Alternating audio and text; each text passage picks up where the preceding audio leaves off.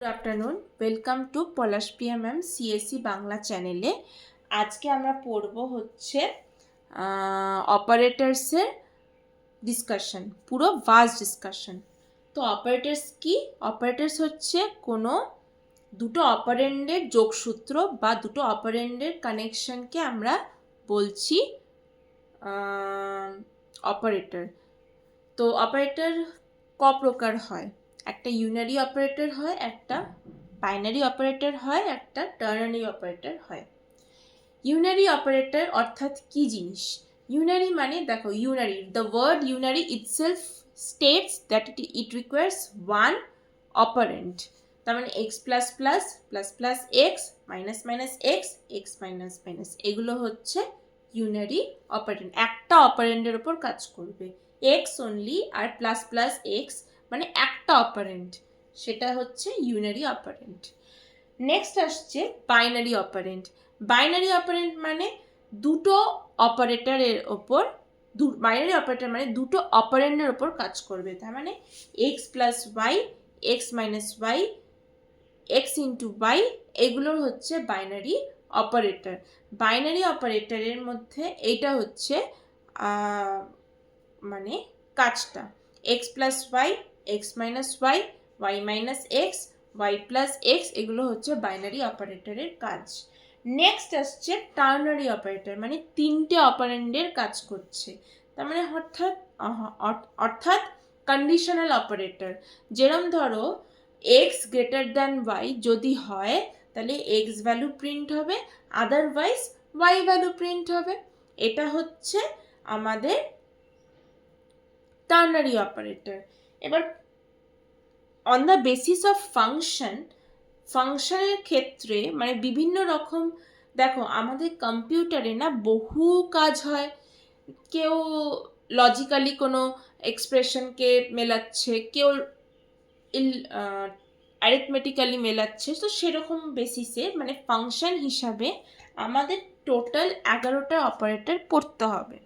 সেটা কি কি? গেট, নেট, সেট, বা তোমাদের কোনো কম্পিটিটিভ এক্সামে তোমাদের এই তিনটে অপারেটর কাজে লাগবে। ফার্স্ট হচ্ছে arithmetic operator, next assignment operator, next relational operator, next logical operators, next increment operator, next decrement operator, next shortcut operator, and next ternary operator, next typecasting operator, and next size of operator and comma operator। এই কয়েকটা operator মিলিয়ে কাজ হয় আমার function হিসাবে। এবার দেখো arithmetic operator মানে প্লাস মাইনাস মাল্টিপ্লিকেশন ডিভিশন, এগুলো হচ্ছে প্রত্যেকটা আমার অ্যারিথমেটিক অপারেটর। এবার দেখো, এবার যদি আমি বলি যে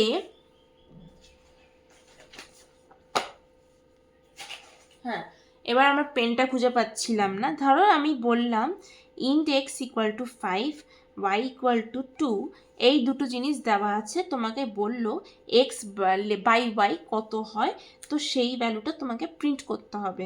সাপোজ তুমি 5/2 করলে, এটার মানে এটা তোমাকে বার করতে বলেছে। তো তাহলে এটা ধরো বার করলে, এটা আনসার অ্যাকচুয়ালি আসে 2.5।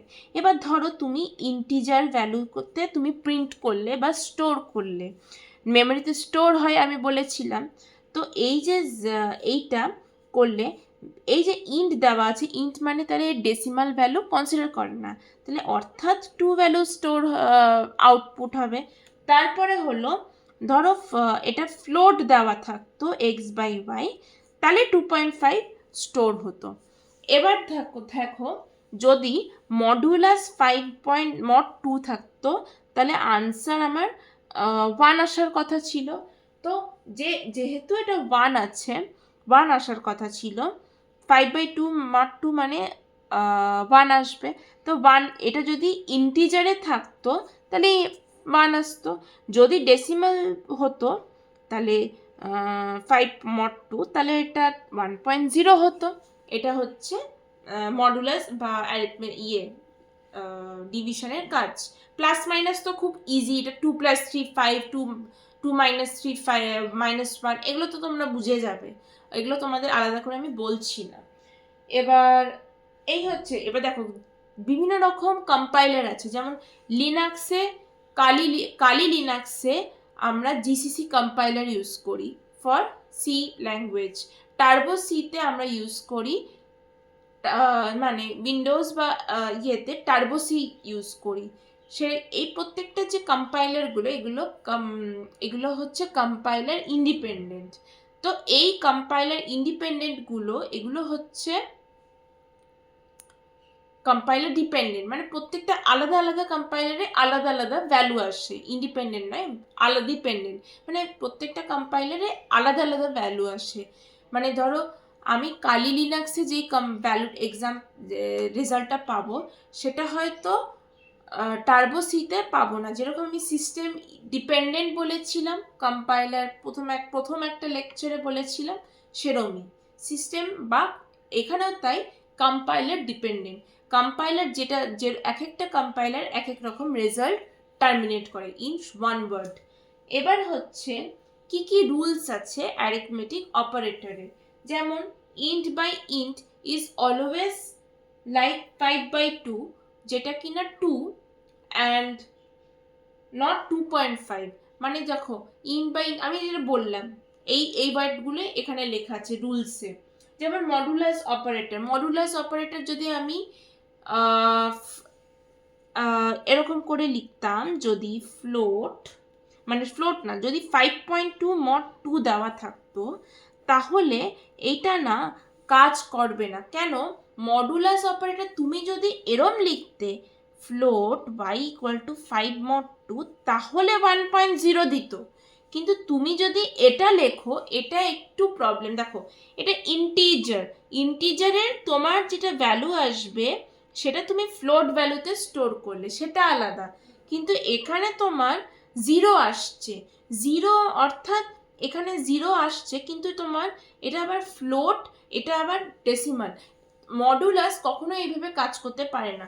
মডুলাস আইদার 5/2 হবে আর নয়তো কিছু হবে না, বা 2/5 যদি হয় তাহলে এটা 0 আসে না, তখন একটা কিন্তু এক্সেপশন আসে, সেটা আলাদা ব্যাপার। 2 mod 5 যদি করি তাহলে এটা 0 আসে, সেরকম হতে পারে, কিন্তু তুমি কখনো এটাকে ফ্লোট হিসাবে ক্যালকুলেট করতে পারো না, এটা হয় না, মডুলাসে এটা কাজ করে না। এবার আসছি precedence rule. The word precedence rule itself states that কোনটা আগে আসবে কোনটা পরে আসবে, the which operation I need to perform first and which operation I need to perform last according and this precedence rule generally follows BODMAS rule follow করে। তার মানে ধরো 2 + 3 × 5 দেওয়া হলো সাপোজ। দেখো BODMAS রুল হিসাবে BODMAS তার মানে মাল্টিপ্লিকেশন আগে আসে, তাহলে 3 × 5। দেখো এটা তো বেসিক না, brackets of multiplication division multiplication addition subtraction, এটা তো BODMAS রুল। তাহলে 3 × 5 অর্থাৎ 2 + 15, এটা করলে 17, মানে 3 × 5 আগে আসছে। 3 × 5 সলভ করার পরে 2 + 15 করছি, সেটা করে আনসার আসে 17। তাহলে এই যে 17টা স্টোর হলো, এটা কোনটা, তার মানে এটা কি দাঁড়ালো, যে এটা আগে হবে সলভ, তারপরে এই পুরোটা সলভ হবে। তাহলে প্রিসিডেন্স রুল কি ফলো করে? BODMAS রুল, এখানে এটাই লেখা আছে। আর কোনটা হায়ার প্রিসিডেন্স কোনটা লোয়ার প্রিসিডেন্স সেটা আমি একটু বলে দিই। যেরকম ধরো ডিভিশন, মাল্টিপ্লিকেশন, মডুলাস, এগুলো সব higher precedence.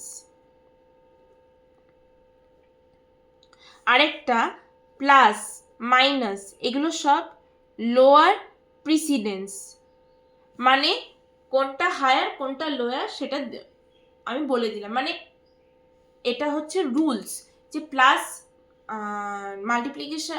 Multiplication division modulus এগুলো প্রত্যেকটা হচ্ছে হায়ার প্রিসিডেন্স ভ্যালু, আর প্লাস মাইনাস এগুলো হচ্ছে প্রত্যেকটা লোয়ার প্রিসিডেন্স ভ্যালু।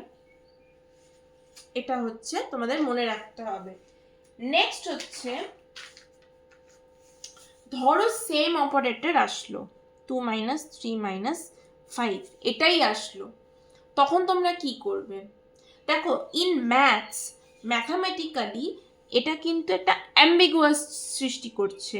মানে দেখো, রেজাল্ট হয়তো সেম আসবে, বাট দ্য থিং ইজ কোনটা আগে কোনটা পরে এটা কিন্তু মানে ম্যাথসের ক্ষেত্রে প্রবলেম। ইভেন মেশিনের ক্ষেত্রেও তাহলে প্রবলেম, বিকজ আমি প্রথম দিনই বলেছি যে ম্যাথস একটা সমুদ্র। ম্যাথস যে ভালো করে জানবে সেই প্রোগ্রামিংটা ভালো করে করতে পারবে। তাহলে অর্থাৎ এটাতে আমাকে কি করতে হবে সেটা ভাবতে হবে। এর জন্য সায়েন্টিস্টরা বা ইঞ্জিনিয়ার্সরা অ্যাসোসিয়েটিভিটি রুল ইনভেন্ট করেছে। এই associativity rule for arithmetic operator এটা ইনভেন্ট করেছে। এটা কি জিনিস?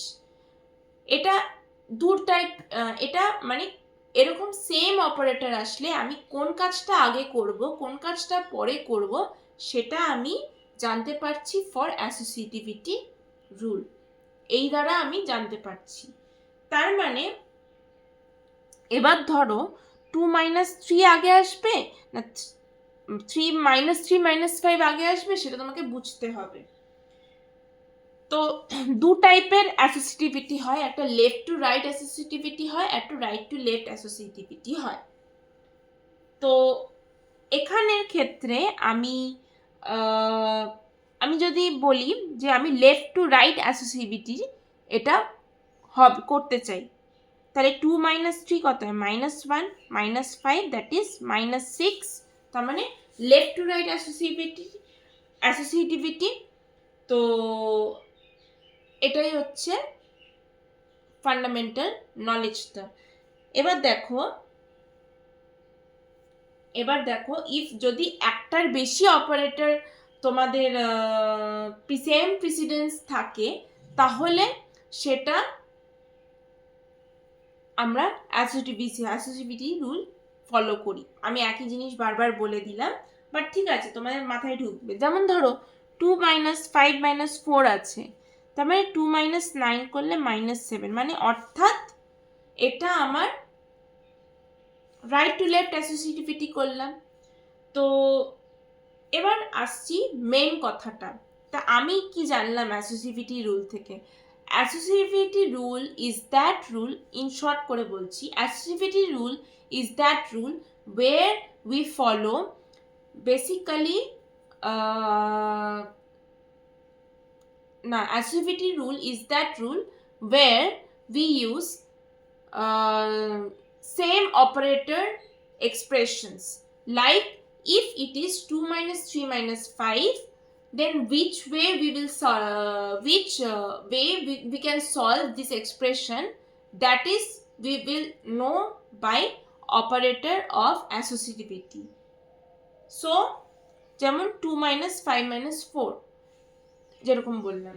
তো so for arithmetic operators we generally follow left to right associativity. For important point, for arithmetic operator we generally follow left to right associativity.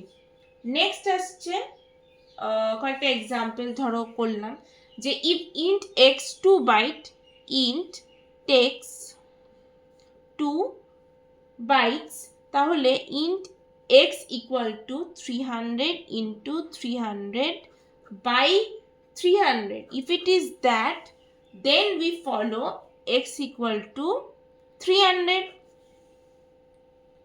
এটার now how we solve this expression? See, because this is bigger and this is in one bracket and this is in second bracket, now see, all the operands are same and we can't get to know which way we will solve because it is ambiguous in maths. So we have solve this first, because we said that for arithmetic operators we follow left to right associativity.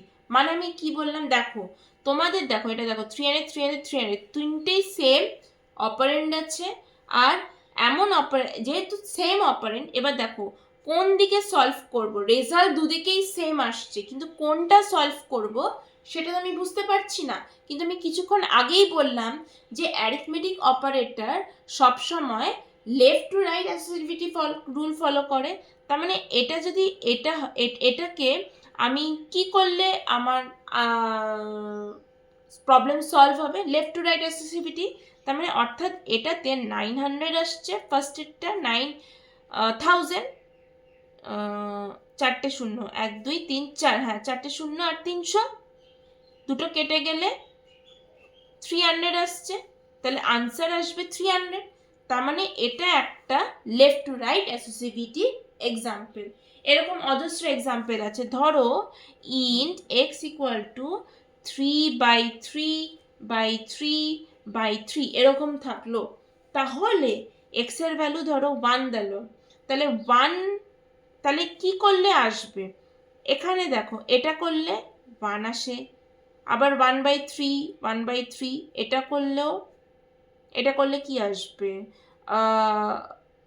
এটা করলেও 1 আসবে, 1/3 সেই 1ই আসছে। তো এটা left to right, এটা না, এটা 0 আসবে, সরি 1/3, তো এটা 0/3 0।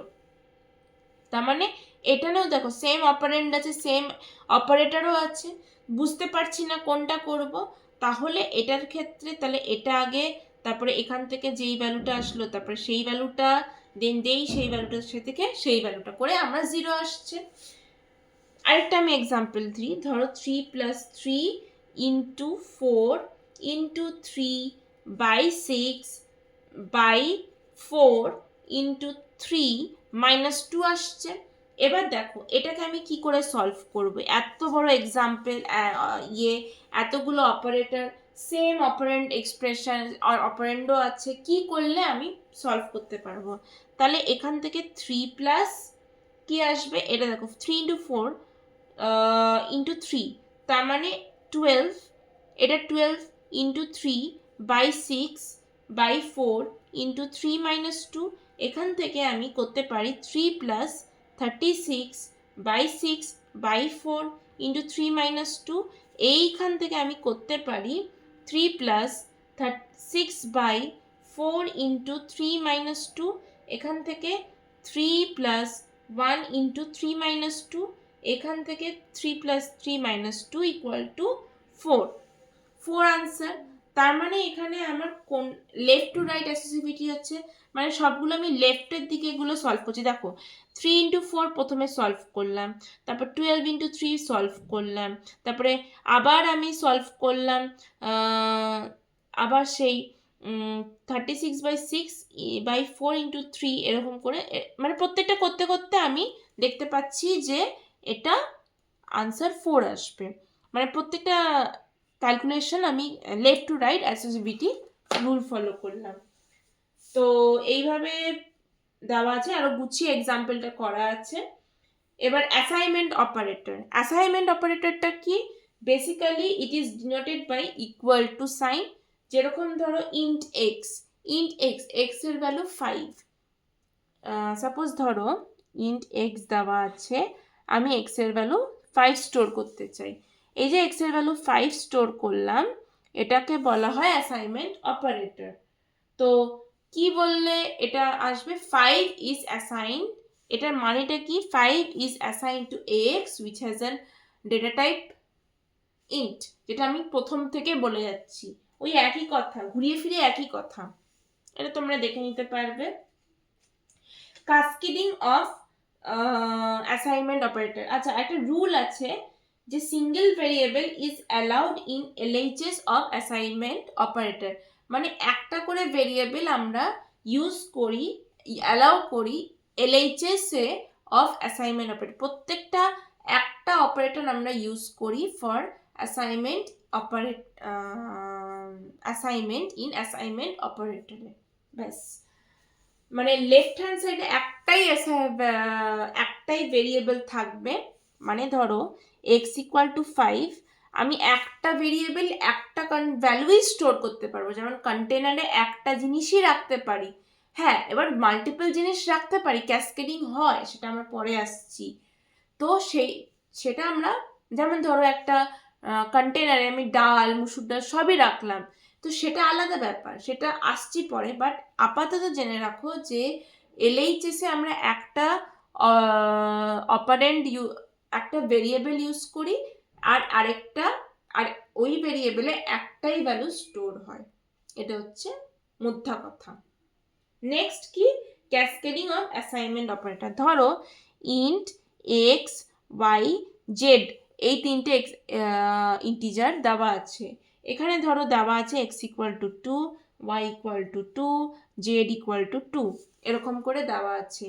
তাহলে তুমি এখান থেকে কি আমি এটাকে এভাবেও তো লিখতে পারি যে X equal to Y equal to Z equal to 2। হ্যাঁ লিখতে পারি। কেন লিখতে পারি? কারণ দেখো সব কটা সেম ভ্যালু আছে, তাহলে এক্স্যাক্টলি এটাই তো দাঁড়াচ্ছে, এটা আর এটার মধ্যে কোনো তফাৎ নেই, ইকুইভ্যালেন্ট এক্সপ্রেশন, ব্যাস এটাই হচ্ছে ক্যাসকেডিং অফ অ্যাসাইনমেন্ট এটাই হচ্ছে ক্যাসকেডিং অফ অ্যাসাইনমেন্ট অপারেটর। এখানে অ্যাসোসিয়েটিভিটি কি, রাইট টু লেফট। দেখো রাইট টু লেফট এখানে অ্যাসোসিয়েটিভিটি রুল কাজ করবে। তার মানে ফার্স্টে জেড ইকুয়াল টু 2, এটাকে সলভ করলে আসবে X equal to Y equal to 2, আবার ওয়াই ইকুয়াল টু 2, এটাকে সলভ করলে আসবে এক্স ইকুয়াল টু 2। তার মানে এইভাবে আমার ক্যাসকেডিং হয়। এরকম অনেক এক্সাম্পলস দেওয়া আছে। তো আজকের জন্য এতটাই। তো কালকে আবার আমরা রিলেশনাল, কালকে দেখি জানি না আমি করতে পারবো কিনা, রিলেশনাল অপারেটর থেকে কালকে আমরা স্টার্ট করব। তো এই অবধি, আর থ্যাংক ইউ ভেরি মাচ। যদি কোনো ডাউট থাকে কমেন্ট সেকশনে কমেন্ট করতে পারেন, আমি বলে দিতে পারবো ভ্যালু, মানে answer, and that's it. Thank you.